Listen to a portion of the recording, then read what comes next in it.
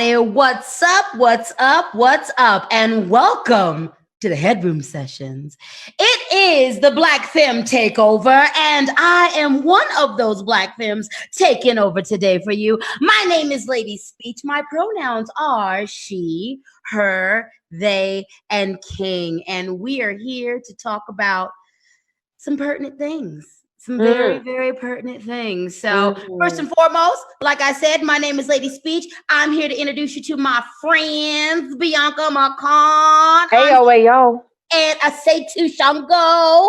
We're gonna educate you today. So ladies, femmes, theys, and theirs, introduce yourselves.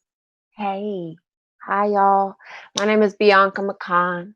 And I'm an educator, musician, artivist, activist, mental health advocate, creator of incredible sounds, phenomenal bars, and specifically one person. What up? What up? My name is Assetou Xango. My pronouns are they, them, hers, because Black Femme been running and owning this shit. I am a poet, activist, healer, coach, Black femme, queer, polyamorous, pansexual, all of the fluidity that is available, which is all of it. Yeah, that's me. That's right. And I said everything they said except for what I do. I am your resident motivational dominatrix. I am your resident hood healer, and I'm your resident goddess king, your favorite auntie captain goddess speech, and we're about to get the fuck into it today. So hope you're ready.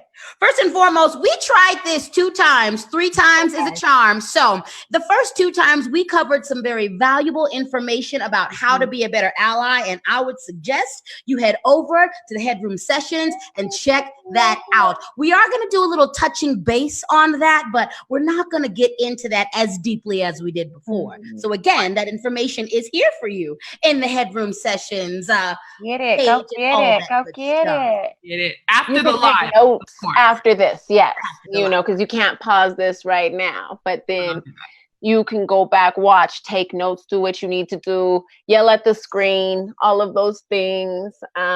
You know, that's between you and God. And I want to plug particularly my face art that day was matching with the earrings and the choker. So like. And that's why I came with the bing bang pooms today. I was like, now let me get a little off shoulder number. I couldn't bring myself to do it today, but on Monday that shit was popping. So at the very least, make sure you look equally incredible in a different way. I did wonder if I should go put on a black t-shirt or something. I was like, no, I'll just do what I was feeling. You know, it's authentic and stuff. But this is because I was ready for y'all.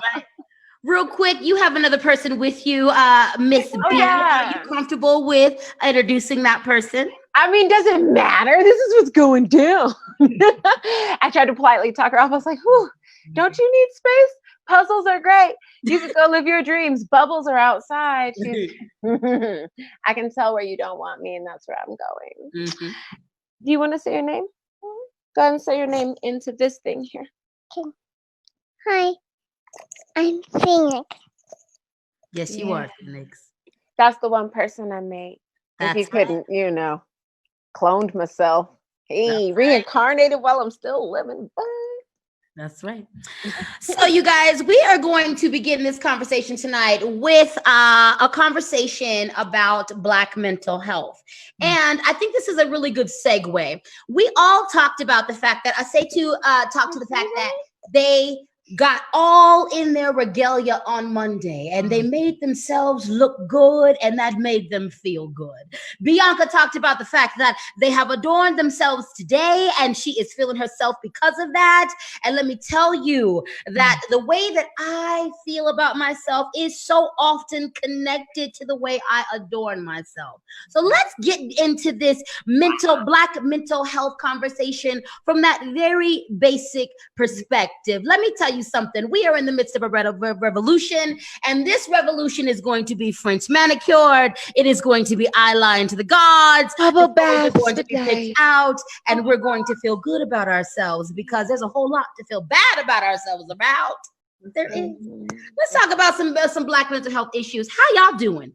How is your mental health, Black people? After what you just said, I'm doing great because adornment, and here's the thing, creativity, moving from that second chakra, which is creation, which is pleasure, which is bliss, right? And living in that has me so lit. And I realize when I'm in that mode, the word I say the most is beautiful. I'm like, boom, they're beautiful, beautiful, ooh, beautiful. And it's like that level of adornment and adoration that we so often in society have, you know, belittled and demeaned what that means to be beautiful, what that means to be in alignment with your creation and your God self and bringing that divinity into the world. So like, don't underplay that. Do whatever makes you feel adorned and beautiful in whatever way that shows up in your body and however that creation flows. I think that's really important. So much of that, man. Like, especially because it's such an important time to be understanding how all of these internal and external systems play into each other. Right? I've been thinking so much, especially doing so much work specifically in mental health and with interacting with Western frameworks, you know, interacting with people who swear by the DSM, all respect due, you know, whichever tool that you are using to try and keep you happy, healthy, whole, and free, use that. But being in those positions of finding whichever way it is, and Speech, I have to call out a little bit, like, remember when we were first getting into some of that more, you know, the makeup adornment, right? And because I used to be a makeup artist, and it was a big thing to say, hey, like, I know these are tools that have been utilized to oppress and abuse, but we have every right to like look at the curve of this and be like, yo, that exists. And this is right here too. And like, did you know this is where the air comes through? Like, let me put something here so I can always remind myself, this is where the air comes through. And that was a really beautiful way to kind of re-articulate some of the tools. And of course, those are only some of them. If I'm being honest with like my wellness, I ran into those, you know, those basic, those fuels, those sustenance. That's always one of the biggest challenges for me is like, I've been better with breath recently, the best fuel, the most accessible fuel we have at every moment. Y'all practice your breath. You got to practice it. You got to practice it. I know you think you know how to breathe. You got to practice it. Everything from that to, you know, fuel, food, checking into how much am I eating? Did I make space within the Zoom meetings for some like actual sustenance, some actual sunlight, to celebrate these vehicles, right? Because if they matter, I've been loving the connection that people are making about the matter, right? Our friend Amadeo was one of the first people who ever made that connection for me, singer-songwriter, brilliant being. And he was talking about matter. It matters. It's physical. It's going to show up in how we live. Yeah. It's really important for the audience, outside audience, to recognize, number one, the three of us are coming from a place of oppression and privilege. Okay. So we have access, the privilege aspects comes from the fact that we have access to a lot of healing modalities that some people don't. We have access to, you know, resources that some people don't. And we are also in the same breath oppressed, just in that same space. Like coming in we are in Colorado, so we exist 3 Black femmes in a mostly predominantly white space, and we all function in industries where we don't often see a large aspect or representation of ourselves. So I think that's important to, number one, state. Number two, I want the audience to understand that this peace and love and goodness that you see is very much true. But under that is a lot of anger and rage. I know I dress it up nicely, and they do as well. And we make it look very pretty and very articulate the privilege of having the type of education that we have had and the resources and the opportunities that we have had. But never mistake the fact that this is an oscillation going on. To get to the other aspect of the Black mental health, where we're at, I'm very rageful. Oh. I'm very happy and I'm very rageful. I'm so angry that it took this long for a lot of you white people to wake up and get it. I'm extremely pissed that we've been dying in front of you for so long. And it took this. I'm happy. And what we're comes at the point next? of revolution, but I'm mad. What comes next? Like, I also am skeptical, and that aches the most. I was like feeling into my body about it. Yes, you too, baby. You next. She mad too. Stay back. Nah, she peaceful and joyful because she knows it's all good. She already safer than we've been. The oscillation of like wanting, not now. The oscillation of wanting to lean into the efforts, especially the more authentic ones, the more studied ones. Y'all, like the study that it takes. Our chats are public, has it? We on speaker, y'all.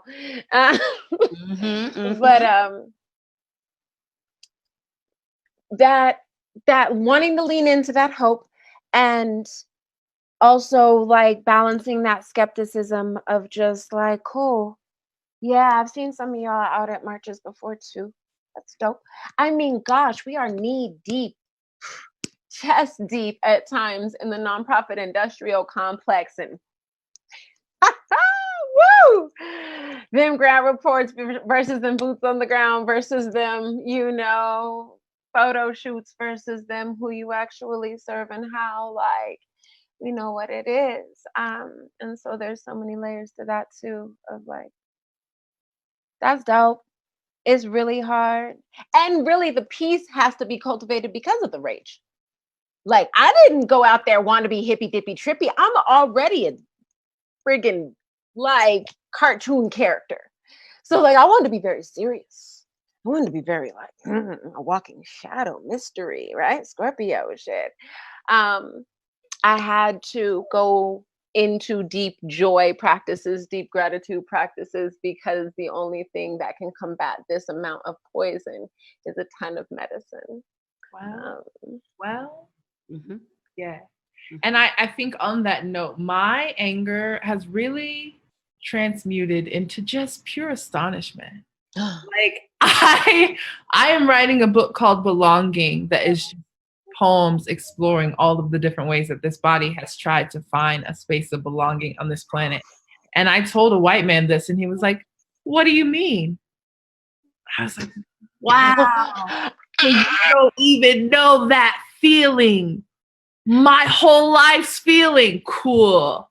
This is an amazing world. So I'm like honestly just astonished by a lot of what's going on. It like I used to be really angry about it, and I think that still flashes up sometimes, but it just quickly dissolves into, that's impeccable. This is amazing. I don't understand it, but look at this.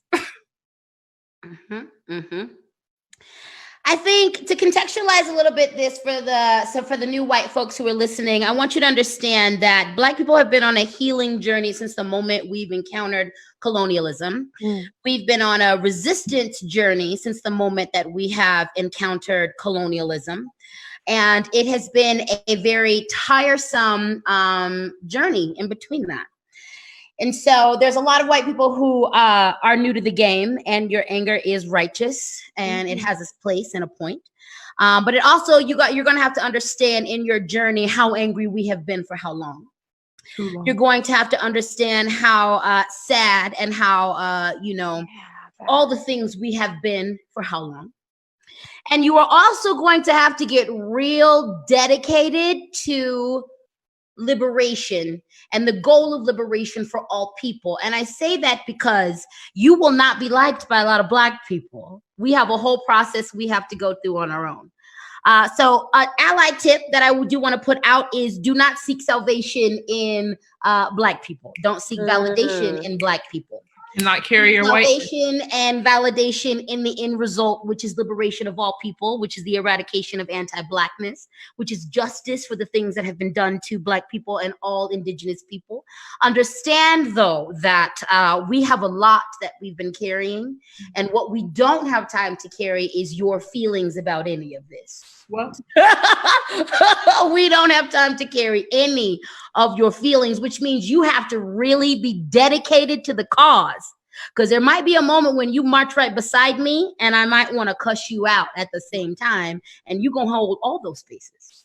I read some quote that was like, white supremacy can't end until white people like care about it as a white issue instead of something they need to empathize with. And I was like, if your liberation ain't bound up with mine, that's saviorism. If you're coming here to do this for me, and that's really important because I have been making myself accessible for some, what I consider to be slightly relatively risky forms of like experiencing new allyship.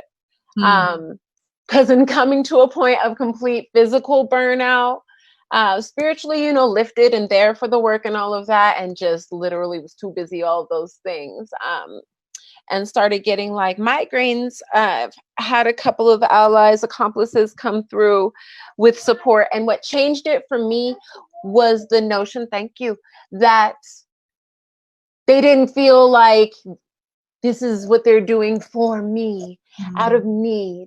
It was like, yo, I have gratitude for your work. I see it. I see your work. And I have gratitude for that. And I know that it's really hard to do all of that and also get a well-rounded meal. So here's a meal, just like any other trauma or tragedy that hits a community, right? Where, you know, and there's a point, I wonder if I should dive in now or later about like where our grief can go. Because like, granted, let's say everybody's grieving, right? Let's say everybody's in some form of trauma, but not everybody's unsafe.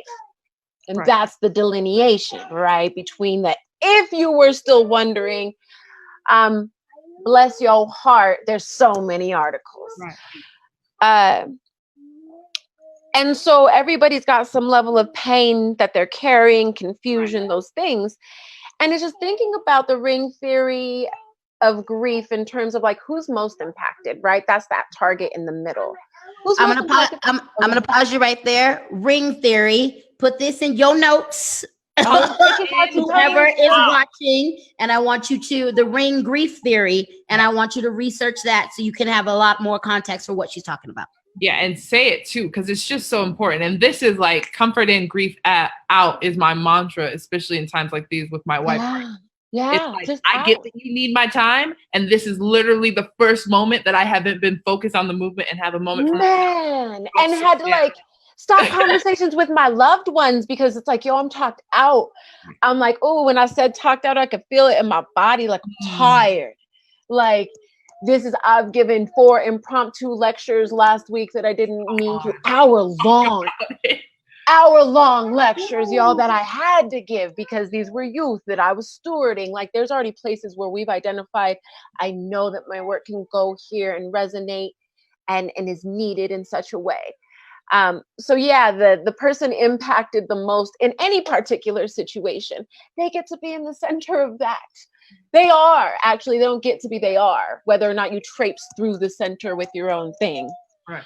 And then it kind of, you know, ebbs out. So maybe you're right next to the person in the center. You have a partner, you have a child that is still, as much as that's a visceral feeling, that's still not the center in that way.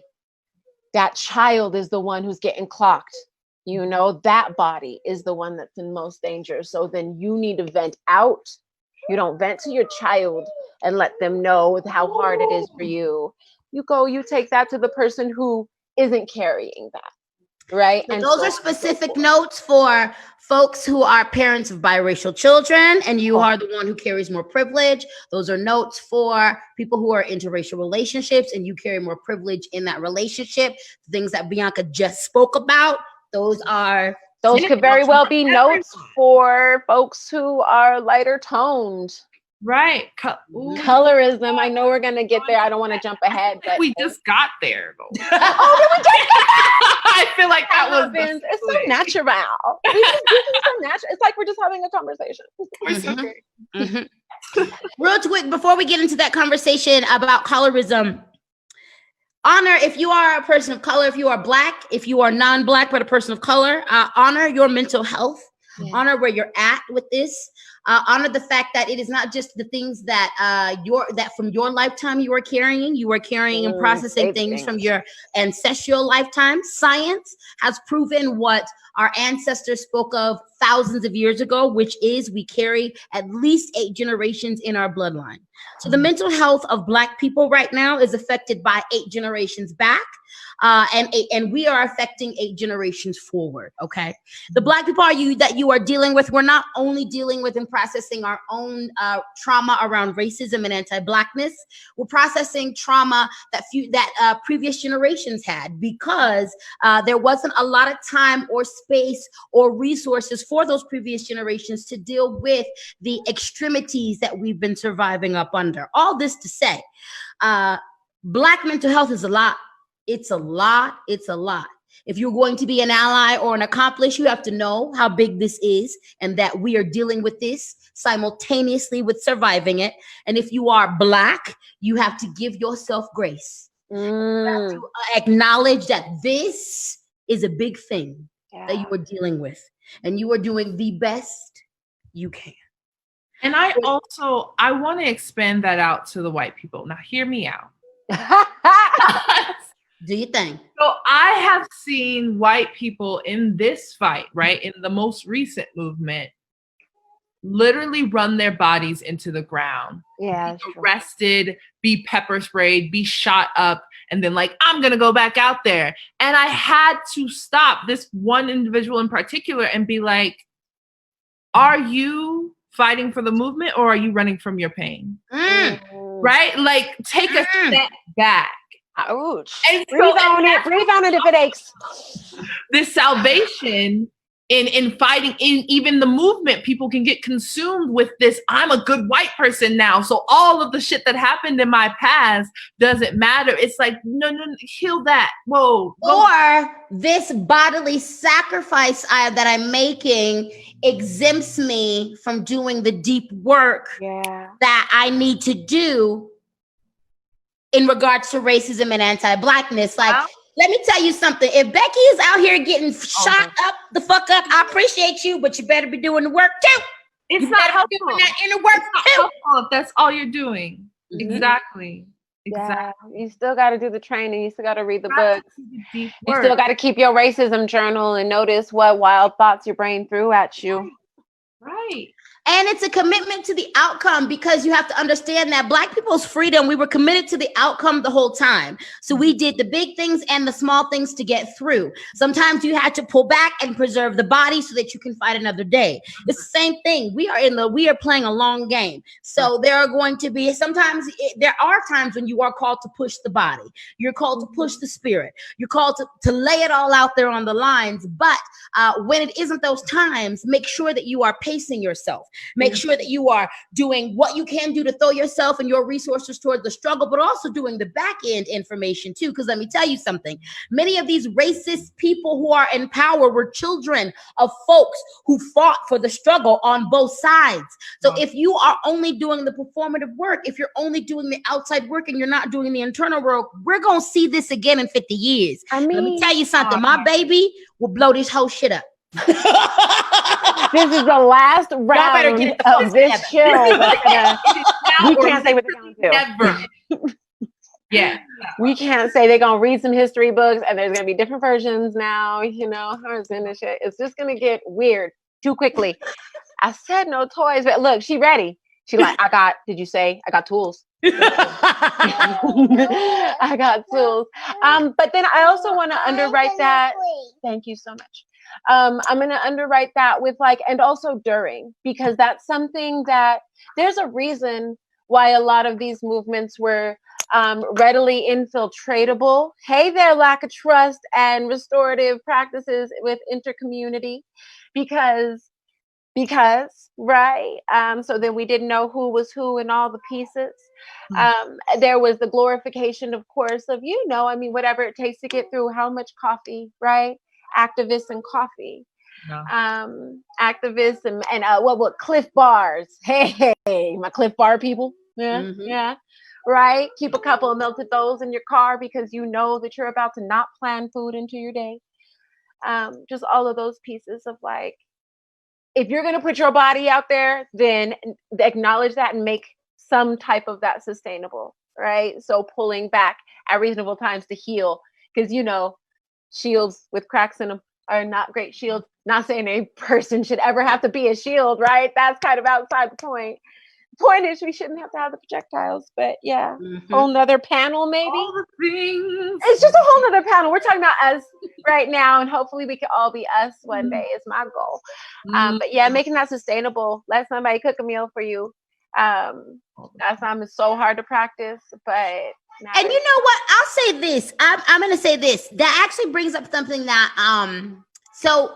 One of the big moves of being an ally right now, an accomplice, is one of the biggest things that you can do is give resources and money to Black people. That's what you can do directly, not to organizations, but directly to Black people. But the flip part about that I want to talk about real quick is the fact that Black people have been so unsupported by y'all. We're going to get a little freaked out with all this support. Okay. Yeah. In the same respect that we appreciate it. And I'm going to speak from a personal perspective, and I'm watching this happen. I have developed a community, and I've been speaking a lot to the fact that in the name of reciprocity, reparations, and redistribution, y'all need to be handling and giving money back to Black, Brown, Indigenous women and femmes. I've been on that message for a good 4 years. And even here and now with all, it is still, I acknowledge it from a place inside of me that it's my birthright to receive this type of support, but it's been hundreds of years since I've received this type of support, that watching this outpouring is a cultural shock. It is a spiritual shock. It is an emotional shock. There are days when I just receive reparations money, and it'll be with these little notes of, I've been watching your work. I've been like benefiting from your work, and here's your money. So I go through a lot of things. The first thought is like, so you've been doing this for 3 years and you just now giving me money? And then the other part of like, you're giving me money and supporting me the way I need to be and should have been. And then there's the part of, I always knew I was worth this. Well, understand when we talk about Black mental health, we're going through a lot right now. And it's not just because of the oppression. It's not just because of the anti-Blackness. Even the receiving end. I've had to stop myself several times during the day and be like, oh my God, I deserve this. Oh my God, but I already worked for this. I already worked for this. My ancestors already paid into that. So this is a big thing that a lot of us are experiencing that I don't think a lot of y'all understand, and is like, you're going to see the residual parts of, you're going to see us reacting to you because of this. But this has been a huge part for me. Right. This has been a huge part for me. And I don't know if anybody else has been feeling guilt, but that has come up for me. And I received the most loving, powerful message from a non-Black person of color. She left me this message that was like, I just watched the Nina Simone documentary and all of the things that she went through and all that she had to do. And I just feel your ancestors and all of the Black people that came before you just living through your like self-care and your care packages and your bubble baths and your like, they are just like getting all of those reparations with you. And I was like, holy shit, how did you know that was exactly what I needed to hear? It was just such a beautiful message. And it's so hard to like go all the way there, but I'm like, no, we've been working. This is what we were working for. Like, to not receive is disrespectful. You know what I mean? You know what it makes me want to do is like, because I'm always like some type of pseudo sociologist, whatever in my head. And I like want to do some type of study to be like, wait, is this how privileged folks, how folks with access have felt? Is this how, like, I know I can definitely have mapped my privilege in a lot of ways, and will lifetime continue to do so. But just like, is this So like when y'all are really going through it and at your wit's end, then like the community believes that you deserve support, and then you like get it. Like you just get it. And what really made it so salient for me was I was writing a grant report, and I was talking with Talua Nimiabiwole about grant reports and applications and things. And I was able to finally articulate, because I had been like having some kind of like dread and like hesitance, like a lot of us do about grants and money and the things, right? Of just like, and while I was writing it, and I went ahead and took a mental health break, talked to myself and freestyled in my looper, because that's what I do to get through. It was like, what is this feeling? What is this feeling? I felt like somebody who, like, I wasn't supposed to have this money. I wasn't, how do I show you it wasn't a mistake? And then I was writing everything out, y'all. And I was like, I did the math on it. And was like, I've done so much work every day on this, just because that's what a calling is. And I'm sitting here feeling like a thief writing a grant report, not because of the org, but just because of the system. The org is one of the most loving and forgiving that I've seen, as much as philanthropy can be right now, right? But it was just a system of like, I felt like a thief trying to prove that I was worth it. Like, I did it, please. Is this my whole rep is on it. My whole rep is on it. Because I know folks who get entire budgets to try something. And if it doesn't work, we'll try again. I know I don't get that. I know this was the one try, and then y'all are going to carry that for the next decade. So like, of course I got to put my whole body. I'm going to breathe on it now. Thank you. Yes. Of course I have to put my whole body on.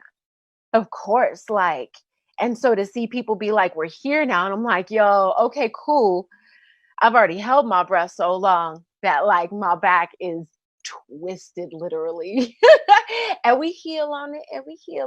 But yeah, it's a shot. There's a lot going on. There's layers to this game. To be underrepresented so thoroughly, and then to be represented so quickly. NASCAR. I was like, wait. Like, and now but also also with y'all are interested in what we've been doing for decades. Themselves been going down. They're like, wait, we get less and less fans a year, you know? Yeah. I guess. Speaking of, real quick, I want to make sure that we all go through and represent our payment information. So again, my Cash App is LadySpeech. My Venmo is LadySpeech Sankofa. My PayPal is LadySpeech Sankofa at gmail.com. Assetou, what's your information? Then Bianca, you next. Preferably Venmo at Assetou -Xango. Cash App Xango, AXANGO. PayPal AXANGO at outlook.com. Boom. Yeah. And mine is Bianca Mikahn. That's BIANCA -- okay, for Venmo, let me start again. At Bianca -Mikahn, M as in Mary, IKAH, N as in Nancy with the number 1 at the end. And then Cash App is, you know, the sign, the little God sign they got, right? And then my name with a 1. So just both Bianca Mikahn, Venmo has a dash.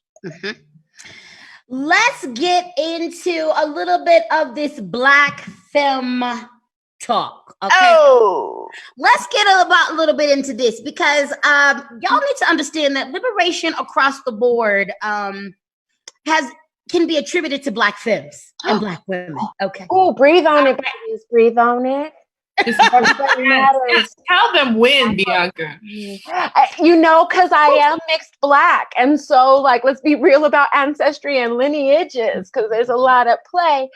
I know. Ooh, is it tight? It's okay. We're not taking anything from you. We're actually just trying to save our lives. Yeah.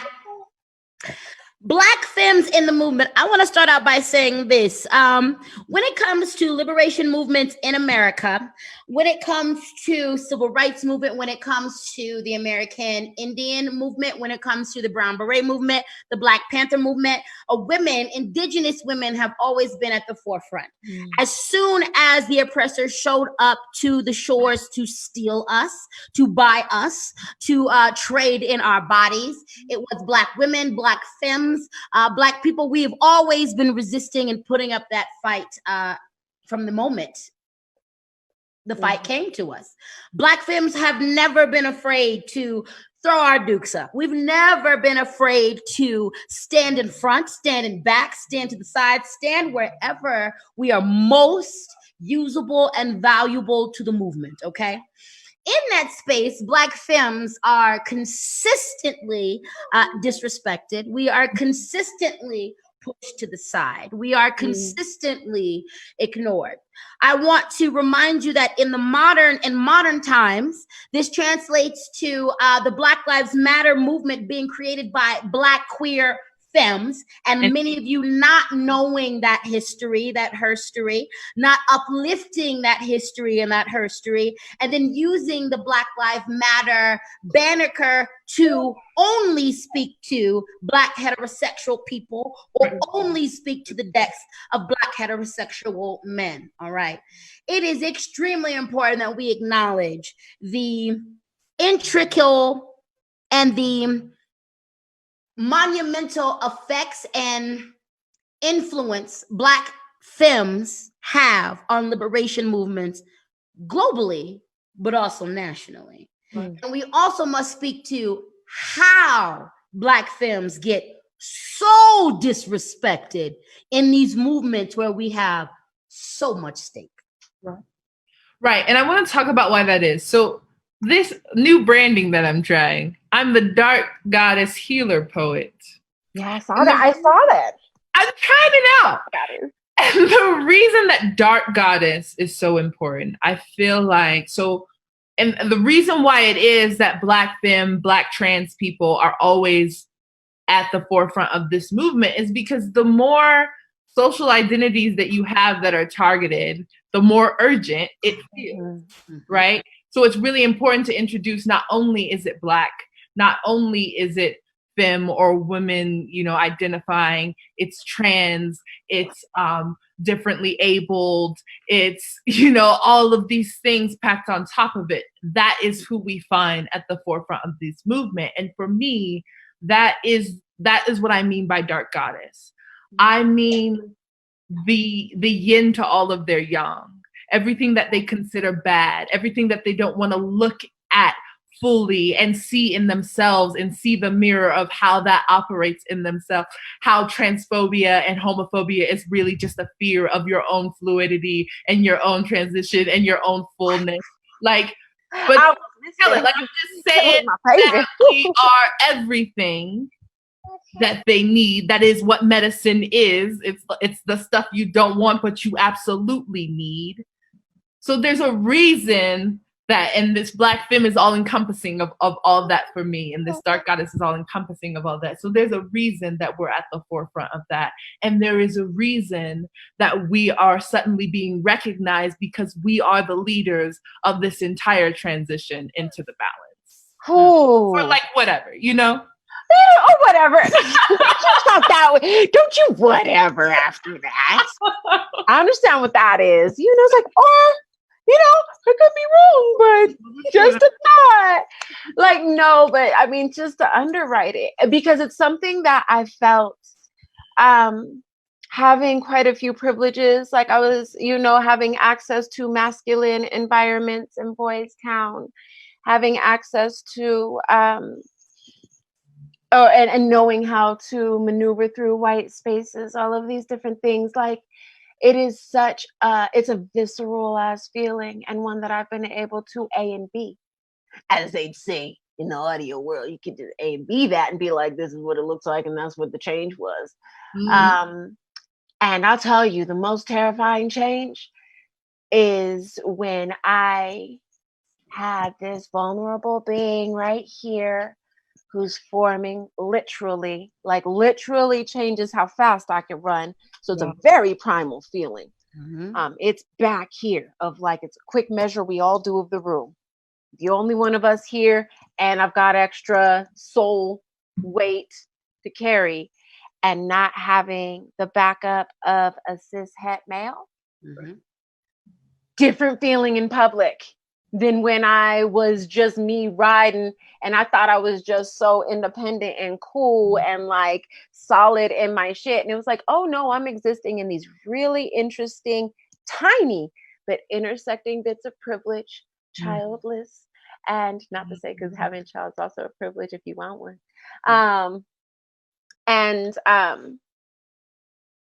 Hetero presenting.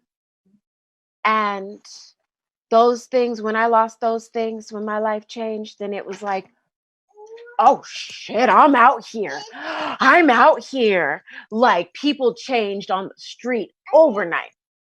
And we're at 6:40, heads up, babies. Oh, you should definitely do that. It's about to get real in my house. And also the fact that like a panel with Bianca Mikahn very well might include watching me be a real ass human. Because that's where COVID leaves the bride, you know. Visceral feelings that you feel people assess and change around, just moving on the ground. Change. I got opportunities that just people decided they wouldn't offer me because of what my capacity seemed like. I had people that I reached out and was like, yo, because of these changes, noted changes in my life, I know what type of support I need. Can we talk about that? No, we can't. Trauma-informed care is something we should really be thinking about for our Black femmes, our Black queer femmes, trans bodies. Yeah. It's so interesting how the mammification of the Black woman has led to y'all leaving us by ourselves. It is and you can actually look this up and Google it, up in present day medical students who are non-Black. There was a study that was done with American present day medical students who were non-Black, and one of the prominent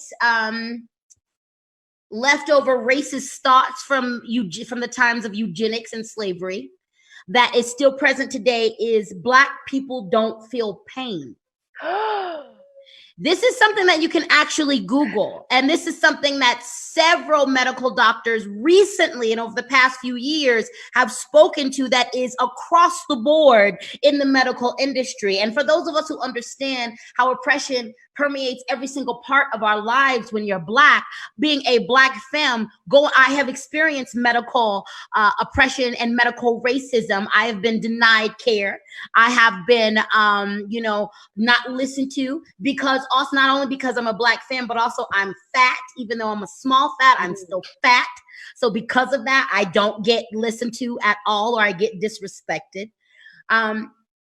It's really interesting to, I forgot the point that I was making in that, but That is the point. That was a really important point. I just need to take like a whole bunch of breaths on it, because it defines so much of so many of our existences, and like chronic illness and pain. And y'all know I have too much to say. And gaslighting. Yeah. So even though this wasn't the point that I was originally making, like, I think the point that we can that I'm going to segue into is the fact that like so much of our existence, we've been denied access to our pain. We've been denied access to our victimhood. We've been denied access to our humanity and all that space. You know, we're not allowed to acknowledge how deep the wounds go. We're not allowed to acknowledge how deeply the wounds hurt. We're not allowed to acknowledge the wounds that are still there, even though the experience has passed. And this is a thing that weighs heavy. And it also reminds me of the fact that spiritually, Black people have learned to breathe underwater. Energetically and spiritually, we have learned to breathe underwater. There was no choice but to stop breathing or die. And we have refused to die. Stop And imagine what that can never stop singing, huh, baby? Mm-hmm. And imagine the impact, right? And what that does. I thought about it, of course, while making her, or even before, because all of my challenges, all of my pain, all of my deepest healing, if you're one of those, let's frame it in sunshine, because darkness genuinely scares me, which is a whole other thing that we're gonna have to talk about, y'all.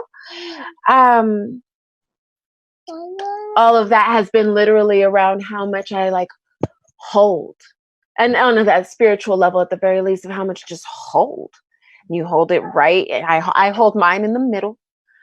And why I have to dedicate literally so much of my day to staying in this body, just to being okay, to being like, nope, line that one up with this one until you know you have enough alignment to maneuver throughout your existence. Yeah.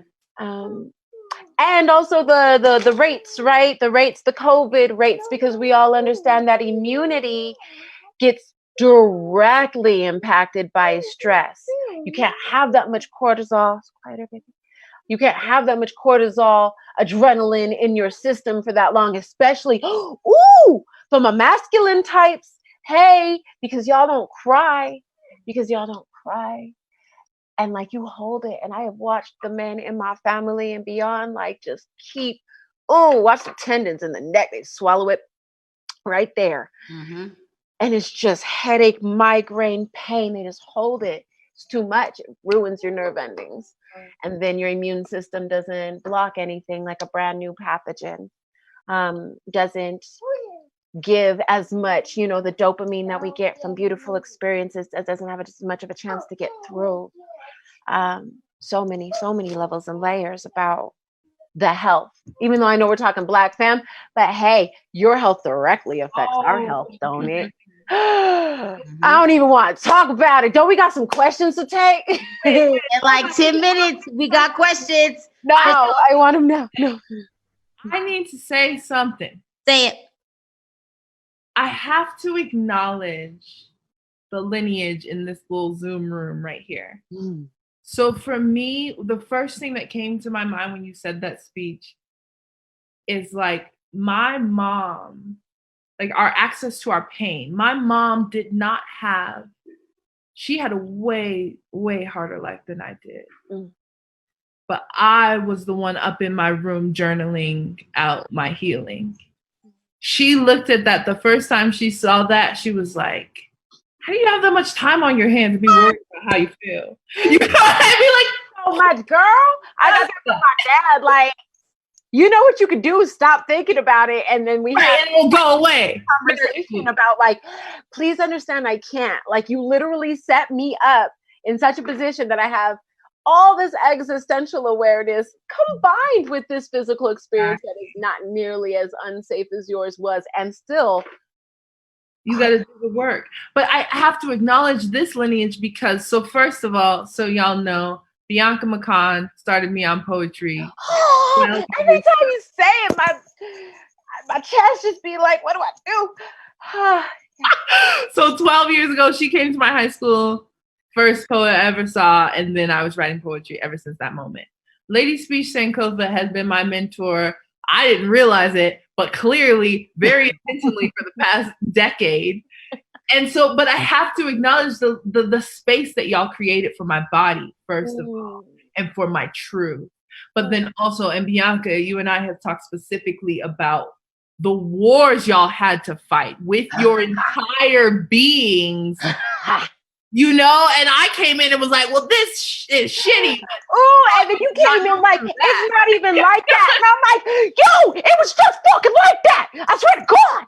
Look. Like, we just got done fighting in the back corner. Shut up.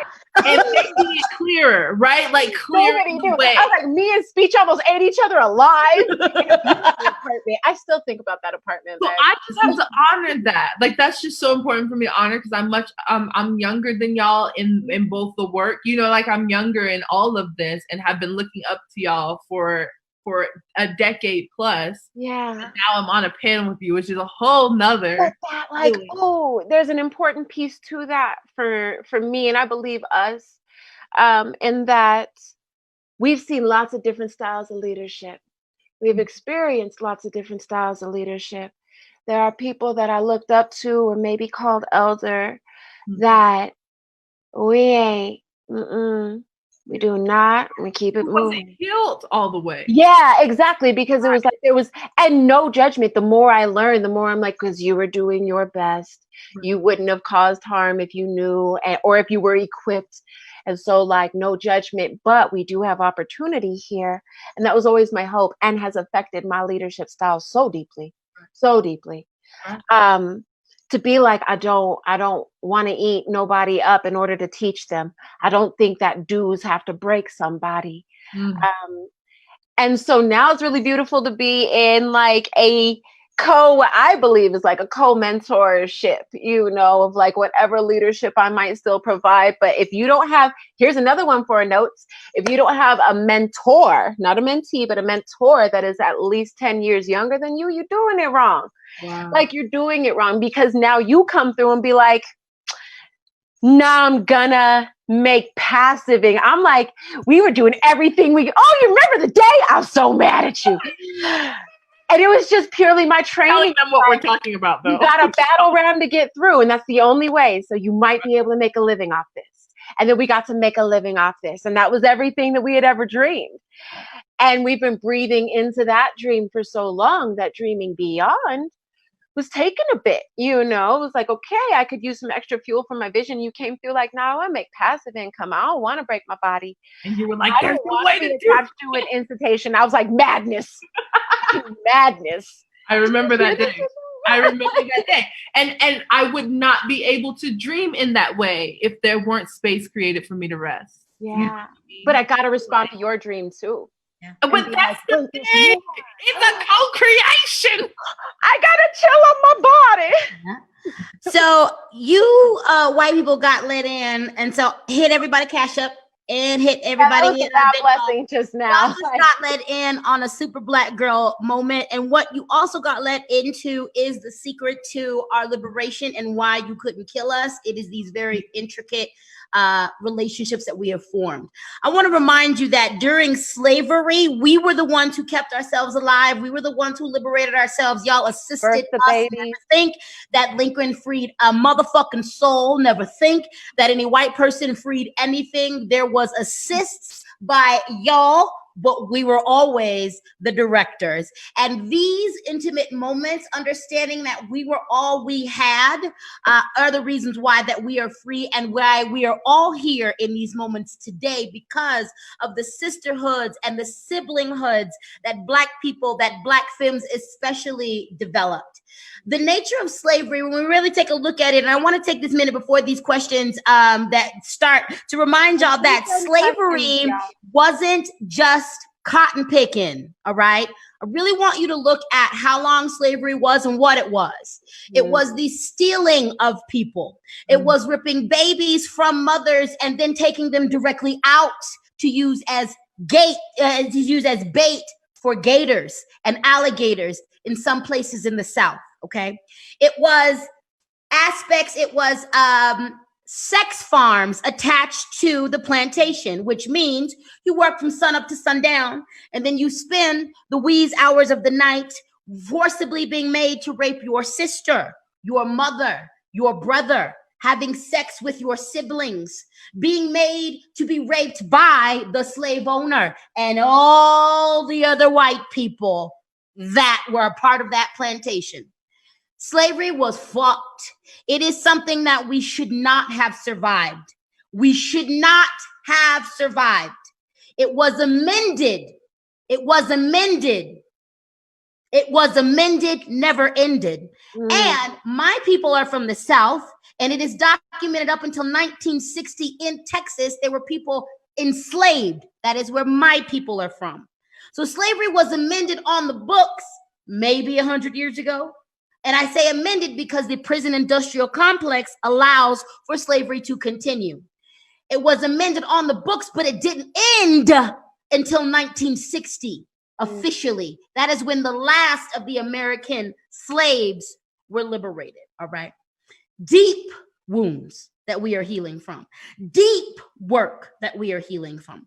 Post-traumatic slavery disorder is a real thing that both sides experience and have symptoms from, okay?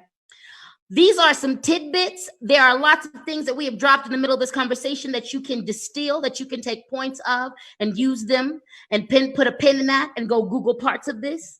But when we talk about mental health of Black people, this is what we are up against. This is what we are healing. This is what we are dealing with. And this is also what you are dealing with, because this is in your blood as well. Yeah, okay? colonization happened to everybody. It happened to everybody. So, and like maybe that's a whole nother talk about how whiteness, it doesn't exist, and how I've seen my own family members literally burst with an ache to reclaim their own lineages because they saw us celebrating ours and were just like, oh, what happened to our drums? Y'all got drums. You need to go find them. You have land connections. It might be further back, but all of us are indigenous to this planet. And white people, the greatest thing that you can do for the struggle is become a white race trader, because whitelandia doesn't exist. When you become a white race trader, you are a trader against the white race. And then you get to re-indigenize. Yeah. Once you discover and detach from whiteness, you will discover the magic of Celtic people. Oh. You will discover the magic of German people. You will discover the magic and the colonization of French people. You will then get to understand the stories and unhook it. You will understand yourself as a human, and then you can begin to understand how y'all colonized yourselves and how we even got here. Mm-hmm. The ultimate level white allies and accomplices you're getting to is a white race trader, where you betray the white race. Once that happens, you become indigenous to this planet. White people are indigenous to this planet too. Y'all seem to have forgotten that.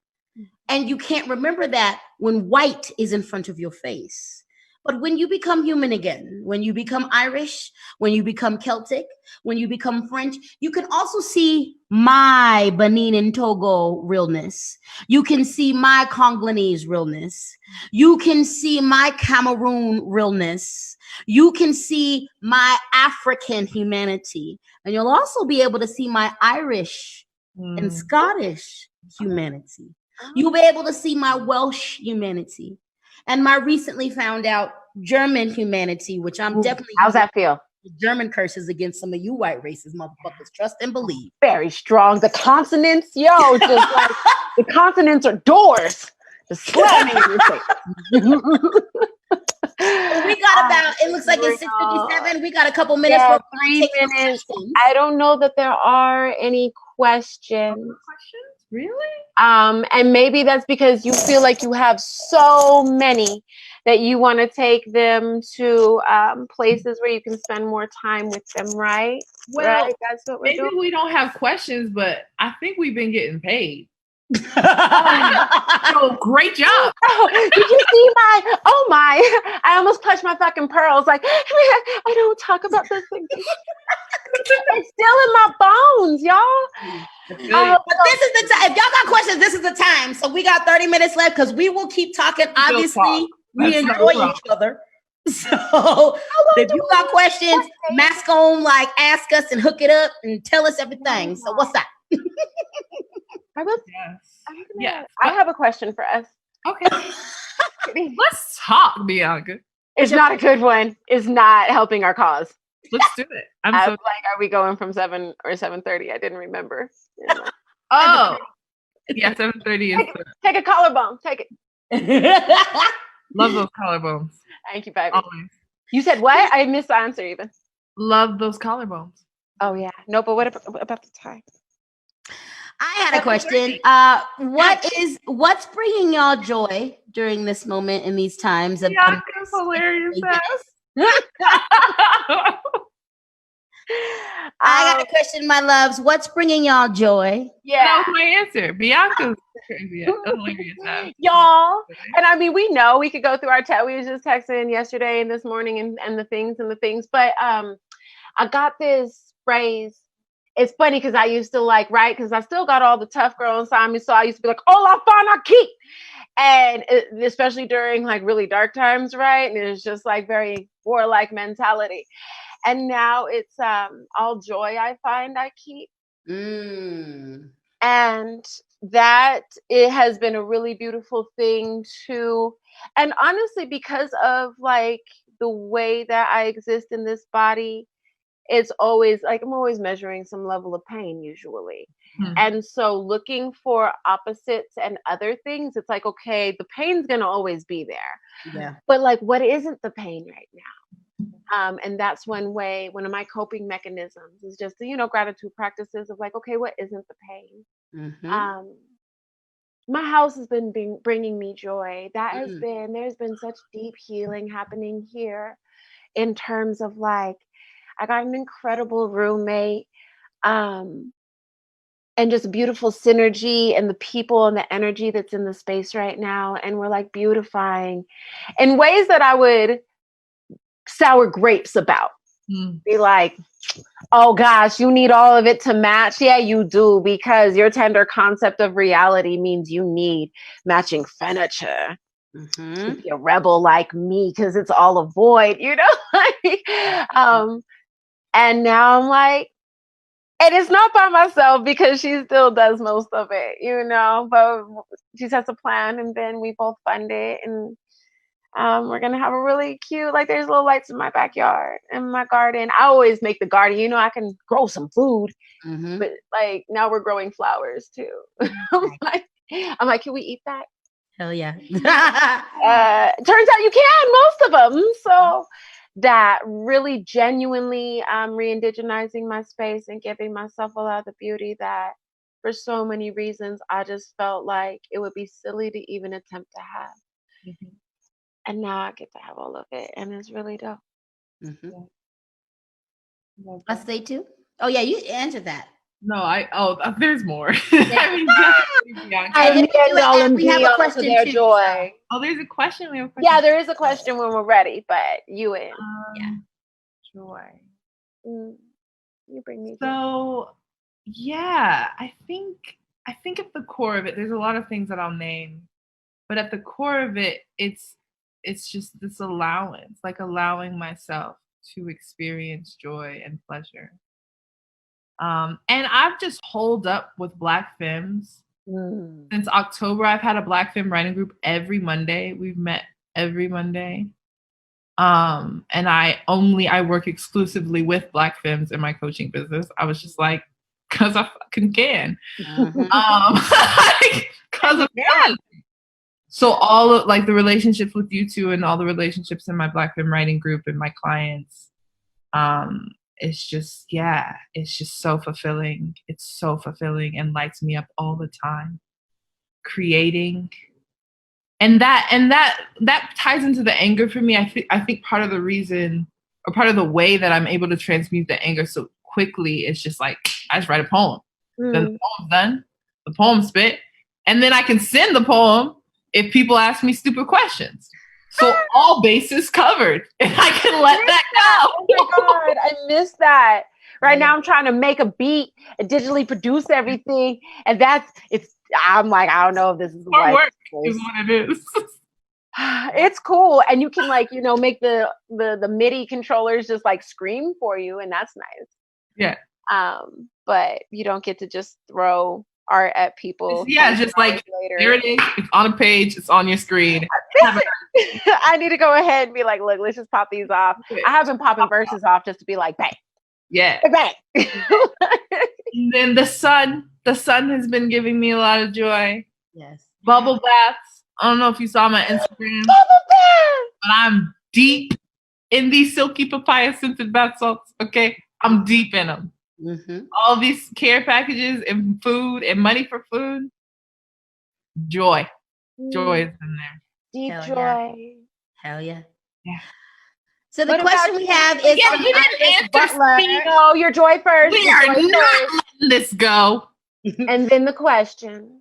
I really want to get to the questions. Yeah, your joy. It's a good one. Oh, the behavior. We'll have time. My joy is this. I was made for this. I was conceived in chaos. I was conceived fighting for my life. So I don't know anything else.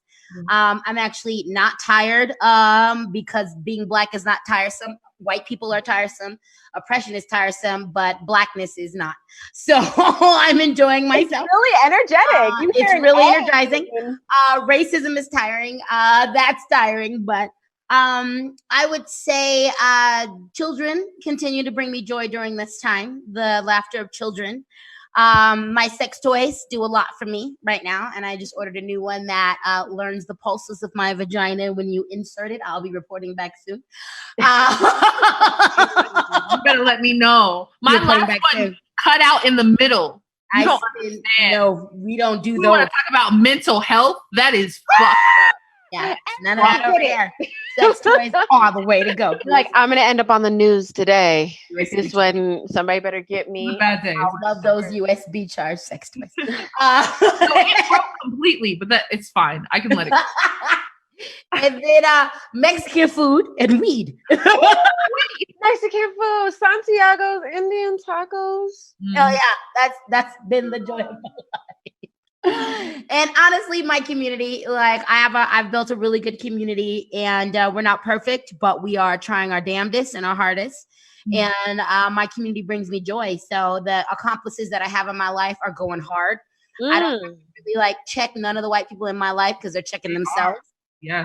They're going hard. And each other. And they're checking each other. And each other. Sometimes in love, and that's been really cool. Be like, whoa, y'all brought it in without a firefight. Like, we might have a world when we're done with this. Yeah, so I'm good because I don't got no Karens on my team. You know what I'm saying? I don't got no Karens, and they're doing good. So yeah, and we're just so those are the things that are bringing me joy. Hey, see, that ain't take nothing but a minute. Nothing but a minute. And it was so worth it. So worth it. Because Mexican food, that's just on my list of soul food. I'm just like, yeah, that's part of it. So good. It's so good. No approach. Right. So the question that we got is from Iris Butler, and it says, I've been feeling like I have to consistently go against my straight Black males because I am a queer Black woman. I don't want to fight them. How do I get them to realize I don't want to fight them? We don't know anything about that. So. I do. So, number one, if they are posing a threat to you, you have to be okay with the fact that you naturally want to fight them because you're trying to defend your life. So I don't want you to back down from that. It's okay to acknowledge the disconnect that is happening between you and some of the straight Black men you are in communion and in village with. It's okay to be like, we're not connecting. I'm going to tell you straight up, as someone who is a pansexual who's been super out for a very long time in regards to my sexuality, in regards to my spirituality, in regards to my alternative personality. It just doesn't, it's not, a lot of straight men don't accept me. And that's what it is. I don't worry about pandering to them. I don't worry about them.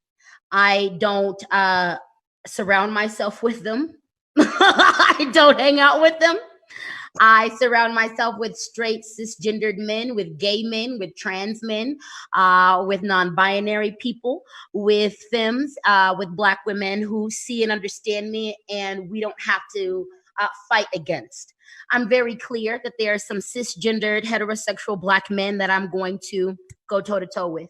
And I'm down to do that out of a place of love. I'm down to do that out of a place of growth. And when it is called to me, I don't take on that burden just because.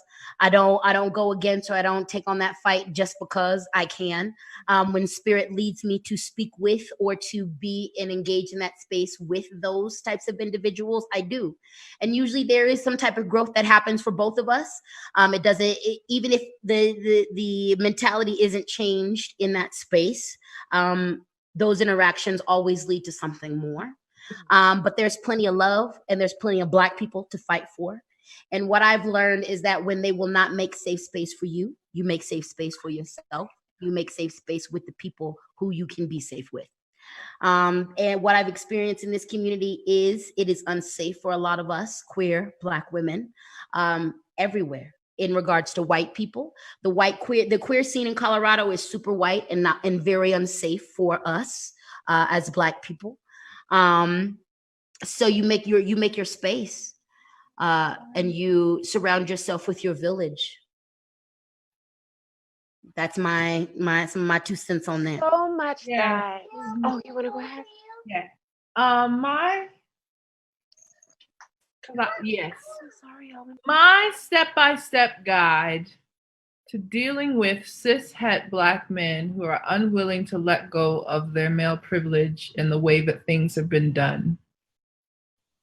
Put on Apple Tree by Erykah Badu. Work at pleasing me because I can't please you, and that's why I do what I do. Do whatever you need to do to get out all of your rage, all of your hurt, all of your pain. Recognize that the relationship between Black femmes, Black queer, women identifying folks, women conditioned folks, the relationship of us to Black masculinity, that's its own healing project that's coming. This song's so important. But for now, work at pleasing you. Be willing to let him have his shit. Do not feel the need to carry it. Move from a place of your knowing. And what I have noticed is when I do that, they are at the rally that they said they were going to shut down, giving me the shit and backing me up. Oh no, wait a So minute. like, it'll be fine. They'll figure it out. It's okay. That's my advice. And the ones that don't figure it out, this question, y'all know, like I have a huge stake in because I love Boys Town. I grew up in it. I have 4 brothers, 2 older, 2 younger. A good 50% of my time growing up was spent in a house that was literally all males because, you know, my dad they did custody down the middle. I was raised in a very like man up environment and it like loving. I think that's something that gives me the chance to like balance with it. Not to say everything that's been said has been balanced, like the type of balance that I find. Because there's an ache there, right? We see how patriarchy is killing our brothers. We see how toxic masculinity is killing our brothers and need healthy masculinity. Need that. I need that in my life. On a cellular level, because I have great relationships with my dad and my brothers in so many ways. Like, that's part of my chemical makeup. I need the dude to do the dude thing sometimes and the thing and just taller, whatever that might be to you, the definitions of masculinity. And so there can be like a I'm leaving them behind type feeling. Like I need you to know this because it changes the nature of home, of Thanksgiving, of and I've even recently had to do another reassessment, right? Every time we grow, then our boundaries change. And it used to be like, oh, I don't need no hugs. I'll just out here. One of the dudes we ride and it's a workhouse, bang, bang, right? And then realize that, oh no, that was some of my kind of that style of colonization for me, that masculine colonization of like, okay, no, I totally like hugs. I do. I think I'm okay with that. Like, and so on and so forth. And so I could kind of reclaim my own femininity. That's hard to like leave them behind. And it's all of the boundaries that both Speech and Assetou named.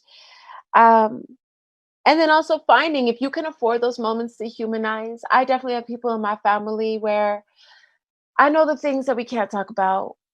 And I still give them that space to a fair extent, depending on the day. Some days I'm like, you know what? I can hear you do everything that you need to do. I'll need to check who you call bitches and why. Some days I got that. And then some days I just absolutely, it's like, I need to pay attention to the boundaries of this relationship and maintain them for myself. Because I want to keep this relationship and this person is not going to keep this boundary for me. If I have deep pain about feminine issues, I'm not going to go, no, we can't talk today because I need to go to my people who can give me the medicine I need. And decide how long you want to do that for. Because there's something on the other side too. There are dudes who want to see you at your full self. There are. I think I'm, let me not. I'm like, I gotta believe. No, I feel like I really know some. And there are. Like no matter who I'm dating or no matter where I'm around, I see you and go Bianca. Yeah. So they exist. I think a big thing of what you spoke about is holding your boundaries and also understanding what we're doing when and what's usable when. Yeah. When we're out on the battlefield, if we're all focused on the battlefield, if we have a goal that we need to get, we're all here. There's a collective suspension of certain beliefs because we want to get to here, then we are all united. But if we're not in that space, I know when and where not to fuck with certain people and to do certain things with certain people. So I know that even down to your fight. All right. So like, I know I march with certain people. I rock with certain people. I am an old school protester and I come prepared to get fucked up. So I rock with people who come prepared to get fucked up. I rock with people who come prepared to fight, who come prepared to bail people out, who come prepared to like move in the way that I move. Okay. So then we can work better as a unit. All right. I know I'm out there for all Black people. I'm representing Black trans people, Black femmes, Black women, Black men, I'm out there but I'm super aware not everybody else is. So understanding too, like, I would definitely suggest reading The Art of War. And I would definitely suggest reading Robert Greene's 48 Laws of Power. Because there are just ways that you can engage with your people. We're all out for liberation, but we have to be very clear who you fighting with, where you moving and all that, and where you're placed inside of the battle, because that helps or can hinder. But if you go get that deep into power, like, because that's the conversation I want us all to have. And I understand we have to have it through policy and all those different things, but like, you ain't fucking with who you want to be bigger than and why in any typical scenario. Like, you go through 48 laws of power and that makes you feel like you got a whole bunch of exciting tools as opposed to a lot of things to consider. I don't know, fam. Like, check your relationship to power right now. But yeah, like those tools you were saying, going into like when you're going out there and like how your boundaries are being maintained. Yeah. Let's see. Do we have any other questions? I think there was 2. Yeah. I can't find the other one. Uh-oh. Y'all on the... Here's the thing too, like, make sure to kind of touch base on a little bit of like for payment info to be said again. Oh, okay. Payment info. My Cash App is LadySpeech.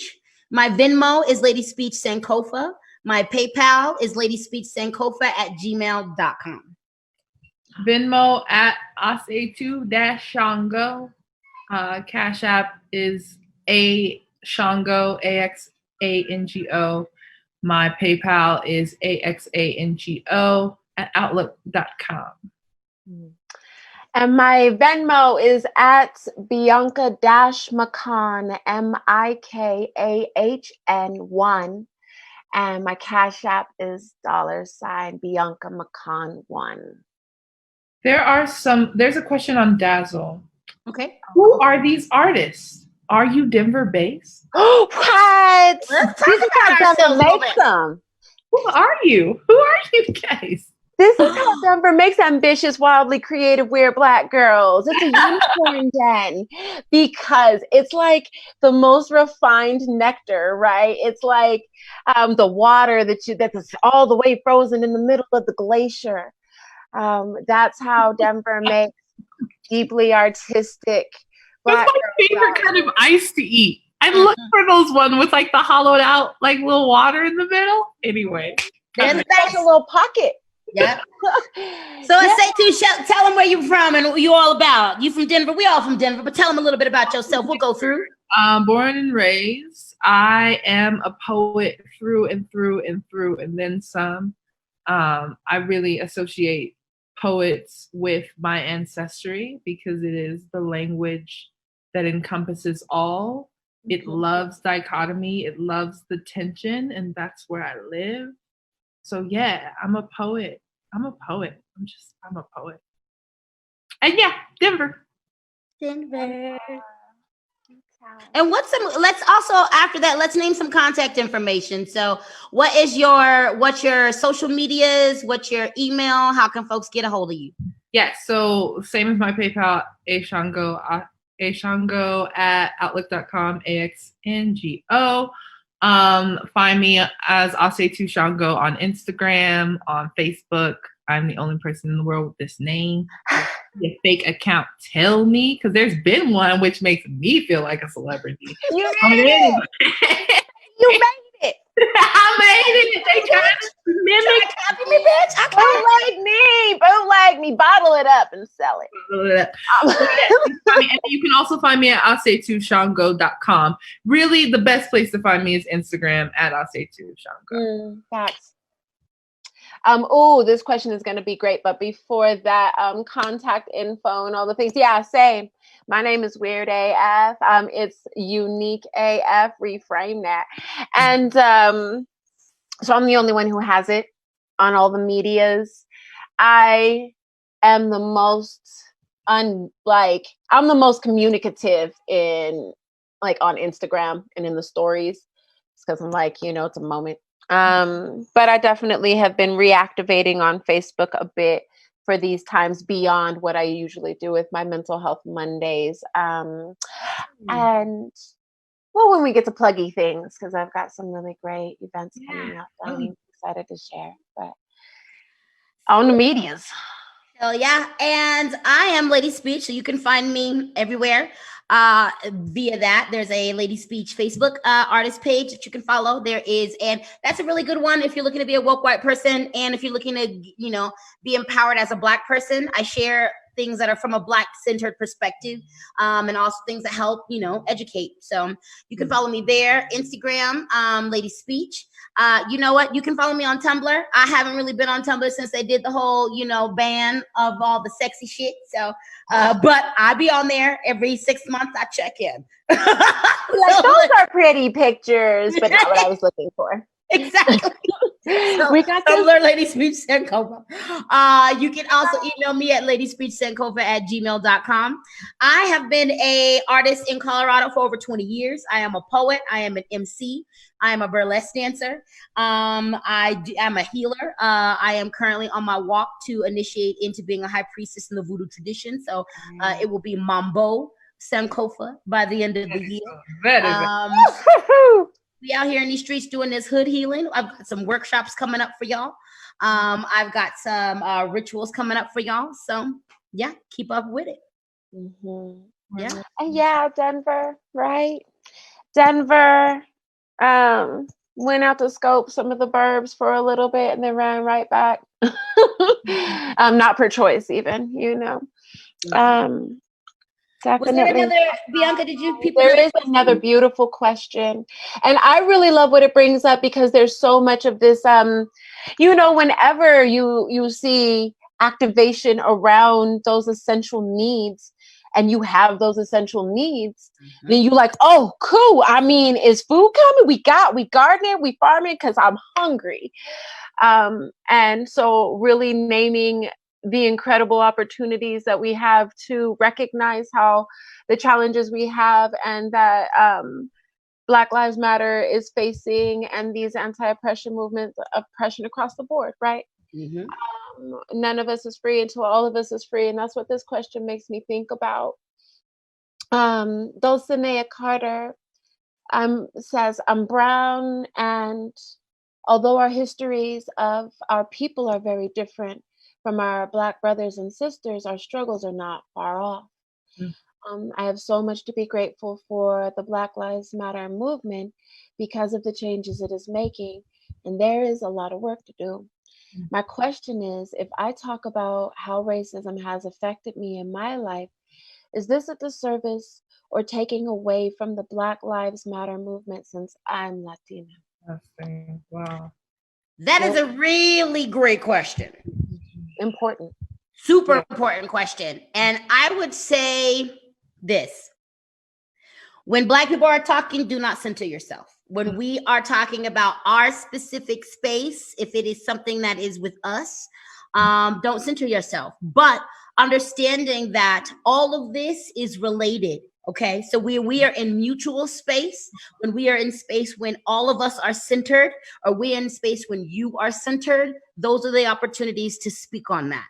When you are invited by Black people, I know in Colorado Black people, we've got a little bit different walk than some of other Black people in that in this intimate circle, especially in the activist circle, Black and brown people have a unification thing that we've got going on. It's not perfect here, but there's we've got a bridge that is long standing in Colorado, and that has been long standing since the creation of the Black Panther movement and the Brown Beret movement.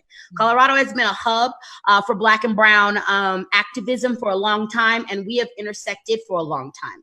So we speak from, and we have experience with that privilege and with that relationship. Okay, all of our struggles are different, but they're also, very much united and very much intertwined. So if it is something that is centering Black people, don't center yourself. If you are invited into the circle, then share your story. When there are spaces when you are centered, or when all of us are centered, then speak to it. But don't silence your oppression. Don't feel like you have to silence yourself. Don't feel like you have to be silent about what you've gone through. Don't feel like you have to not speak to what you've gone through, okay? We just learn when we center ourselves. So when it was time for the water protectors and they had center stage, that was not the time for Black Lives Matter to center Black Lives Matter. We did represent. There were those of us who were very clearly like, Black people are supporting this movement. And we did that in solidarity, but we did what we needed to do, which was take directions. And when our story and when our momentum helped to push that forward, you push it. We use our collective push together. So when you can use your push for us in these specific moments, you do it. So that's my space to that. What she said. I love that, because you went like this, and on my screen you are below speech right now. I don't know which way everybody's pointing. If we need any jargon stuff, then that's actually Trauma Informed Care 101. And I know a lot of us are talking a big game about trauma informed care, and this is a really great opportunity. Hey, there's trauma balance. So it's your chance, host. And you can check in to see how good you were, based upon if people are falling apart or not. When you're trying to have these conversations, I don't think that should be your marker. Yeah.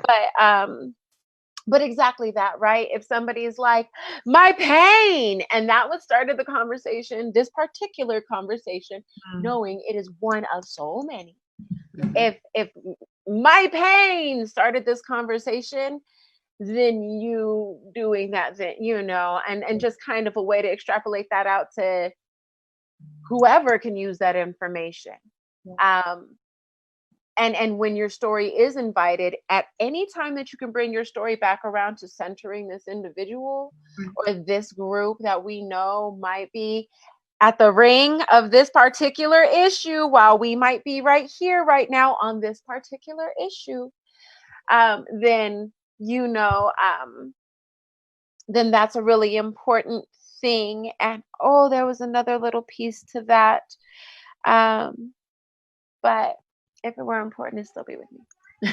On that part, I want to say that brings up what we talked about on Monday with the deep listening, because there's often this rush, and we see it more with white tears. We see it a lot more with white tears than Black, but there's this rush to shift the conversation away from the difficulty, away from the pain.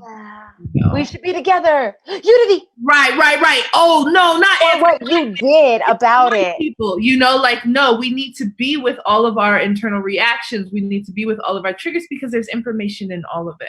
Yeah. So be careful where, like, notice where you're coming from. Is this a deflection of the pain that you might have caused being a non-Black person? Like, is this a deflection of the white supremacy and the anti-Blackness that you need to depack in your own body? Yeah. You know, like, is it coming from that? Is it coming from just a pure difficulty and dysregulation with pain? Like, where is it coming from? Be with that. Allow that person the space to be in their pain too and hold that tension. And before you say anything, make sure every time you hold that tension. That moment of choice. Breath is a moment of choice. I do a ton of wonderful racial equity workshops with a group called Creative Strategies for Change. And I highly recommend them because I see that work being applied to every individual in the organization. Like, yo, if you think we're not having these deep, because it's the co-founder in ED is a white woman, Rachel Sharp, hello. And we get it. We get it. It's daily work. Hey, what about this? What about that? Did you see this? How do we rearrange in order to make sure that we're living what we say? And it's something that needs spaciousness for all the individuals involved, right? This is about that growing edge. And you're going to need to be able to keep yourself reasonably safe while you grow, or else you're not going to retain the growth and you're not going to do it well. And if you're not doing it for you because you really believe this is growth you need to do and not a way that you could be great to them. Yeah. Then it's all right here. We don't have to make up tools. All of this, like we've been saying, like Black femmes, queer bodies have been studying this for our survival. There's a reason why we know. Yeah. There's a reason why we know. And there's a reason why we connect with each other, because it's like, oh God, you know too. Yeah. Okay. Yeah. Whether or not we even like each other. Me and Speech went through beef for 2 years, but it was like, we gonna come back to it because we need each other. Yes, we do. So intertwined. And that actually came up for me with the joy question. I remember being in middle school, I had to collect my joy. If you look at any of my homework, my journals, like there's little hearts, and I would write down anything that made me smile. And I had a wall called Divine Pick-Me-Ups. And anytime I was upset, I would go find some quotes on the topic that made me feel better, print them out on a PowerPoint slide and paste it on my wall. Like, we have been scrappy for so long. It's so hard to be here. We have to grab at that joy. Let us celebrate everything that came to kill me and failed. Like, You're still Clifton. And we still here. So I see, we had time. So let's give them some final thoughts, y'all. Let's leave them with a little final thing. What you got? Oh, plugs, yeah? Yeah, a little plug and a little inspirational word. What you got? Oh, inspirational word. Well, my inspirational words are found under Word Wednesday on my Instagram. Hey! So go get you some. And I also co-facilitate a space called Sensual Sundays every Sunday, 6 p.m. Mountain Standard Time, with my bestie, Alondra, who is under Instagram as Island Bruja. Conversation with femmes of color, decolonizing sexuality and sensuality in bodies of color, especially femme bodies of color, and what that looks like and how we get in liberated. And if you want to see Bianca have that conversation with you, you can just look at my Instagram page. Wow, everything goes back there. And you can see that conversation from just this past Sunday. It was a good time. I really enjoyed that. The only problem with it was too short. Yes. That could easily be its own. So I have a monthly open mic that is going down the third Thursday of every month. We definitely Zoom right now. We about that Zoom life. Susie Q Smith is the feature this month. Hey!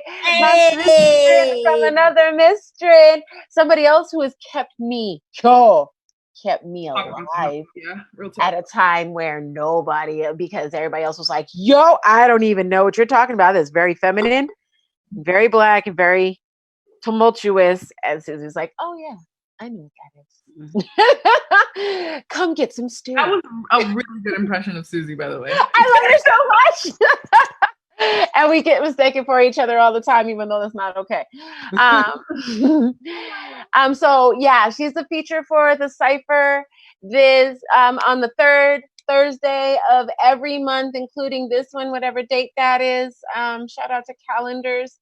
And I've got a mental health Monday workshop the 4th Monday of every month.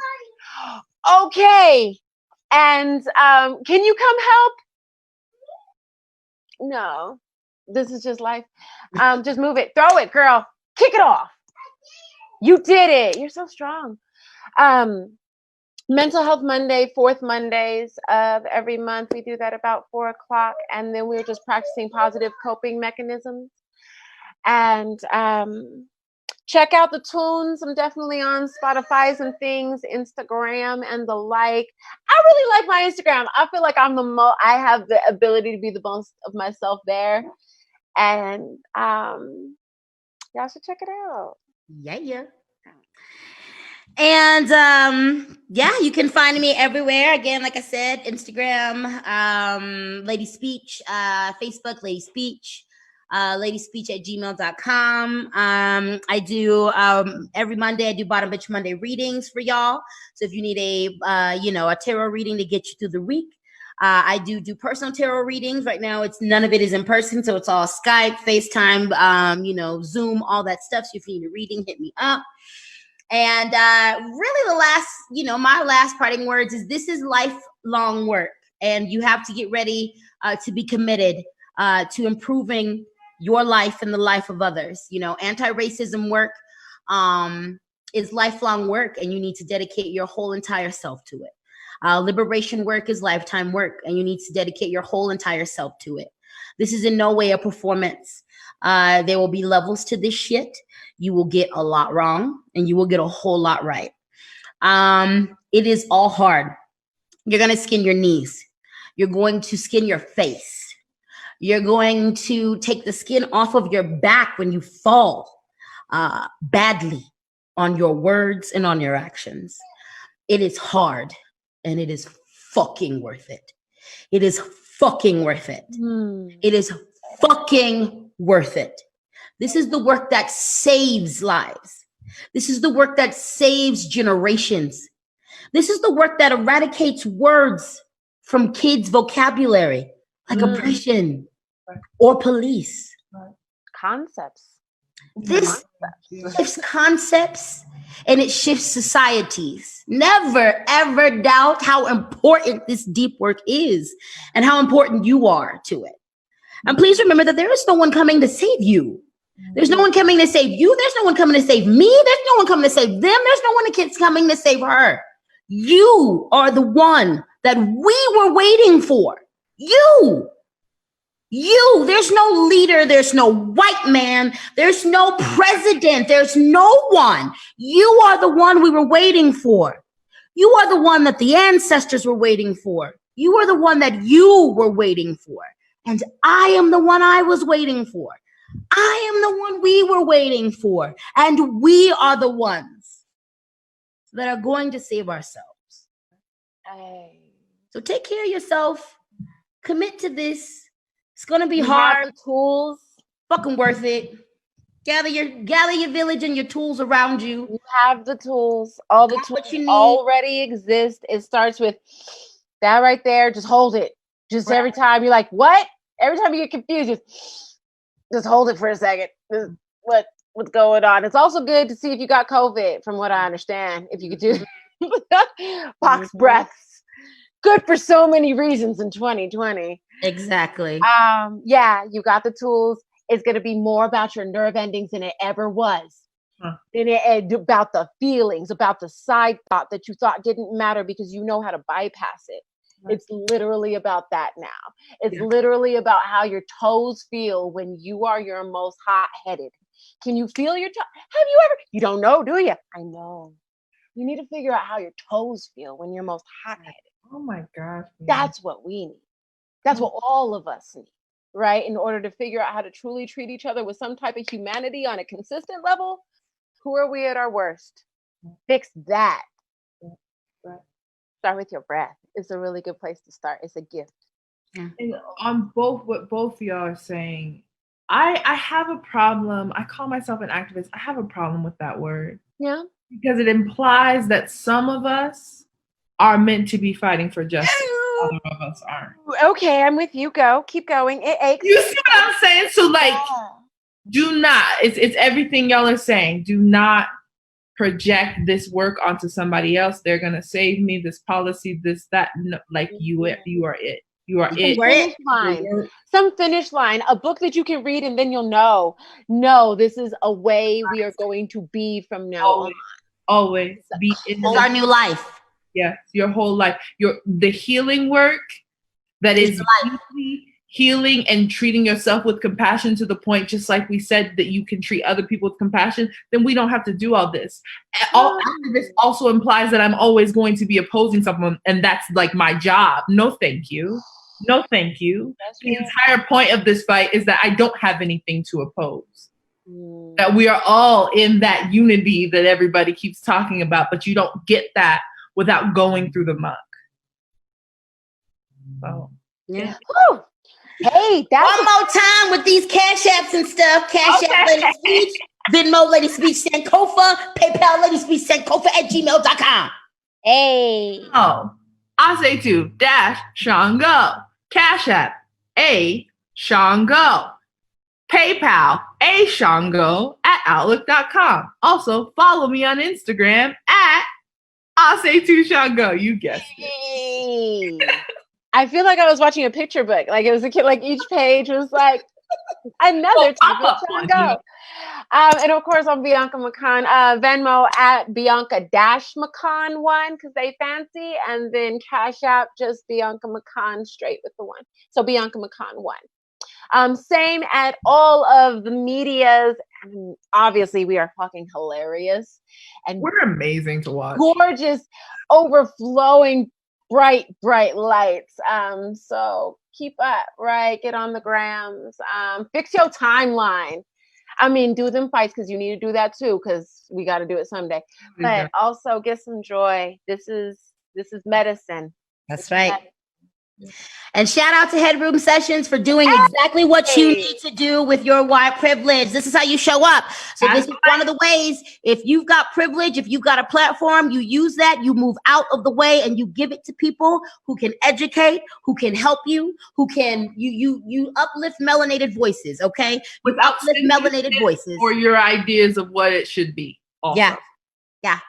So shout out to the Headroom Sessions for making headway, for doing what you need to do. Shout out to Kuvo. Shout out to Dazzle. Shout out to all of y'all doing the work and listening. Shout out to every single one of you who got challenged today, because we know some of y'all were challenged as fuck.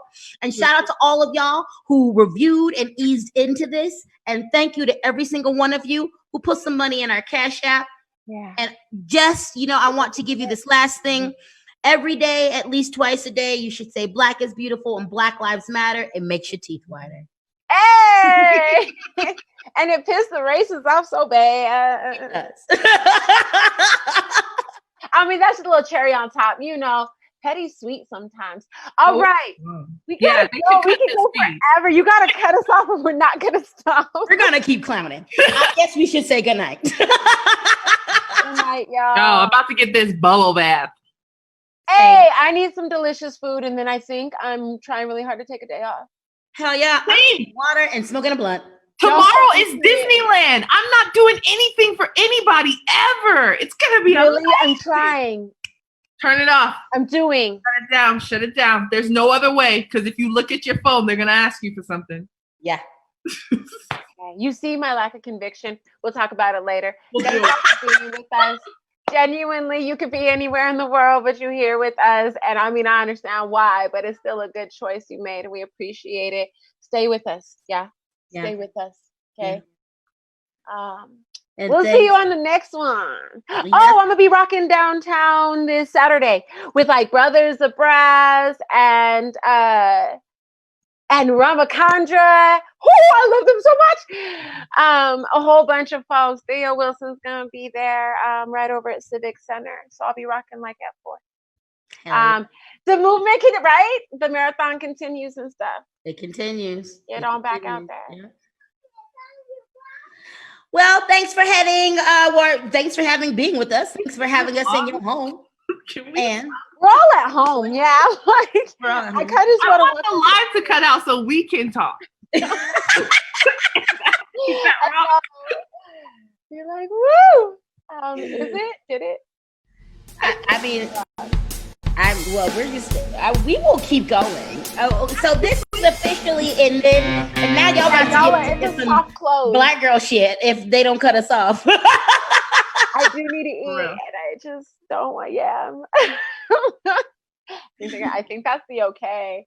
She said, okay. Yes, you're good. Okay, next panel Monday night. Oh, yes. Next panel Monday night. That's super important for a headroom session.